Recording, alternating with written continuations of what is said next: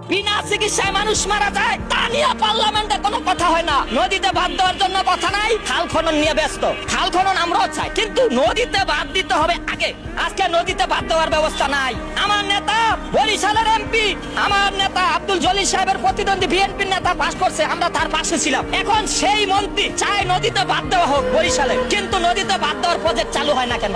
আমি বিএনপি বুঝি না, আমি আওয়ামী লীগ বুঝি না, জামাত বুঝি না, এনসিপি বুঝি না। এই দেশের রিকশাওয়ালা, ভ্যান শ্রমিক, কৃষক শ্রমিক, এই দেশের অসহায় মানুষ যদি তাদের অধিকার না পায়, আমি কোন দলের দালালি করতে পারবো না। আমি কোন দলের বিরুদ্ধ বলি না, পক্ষ বলি না। অসহায় মানুষ চিকিৎসার অধিকার পাবে, খাদ্যের অধিকার পাবে, বস্ত্রের অধিকার পাবে, শিক্ষার অধিকার পাবে, কর্মসংস্থানের অধিকার পাবে। এইটাই ছিল জুলাই আন্দোলনের মূল লক্ষ্য।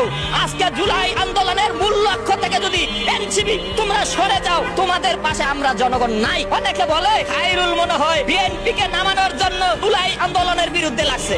আরে ভাই, আমি জুলাই আন্দোলনের পক্ষে, কিন্তু তাদের লক্ষ্য ছিল চিকিৎসা পাইবো, খাদ্য পাইবো, বস্ত্র পাইবো, বাসস্থান পাইবো, নদীতে বাদ দিব, কর্মসংস্থান হইব।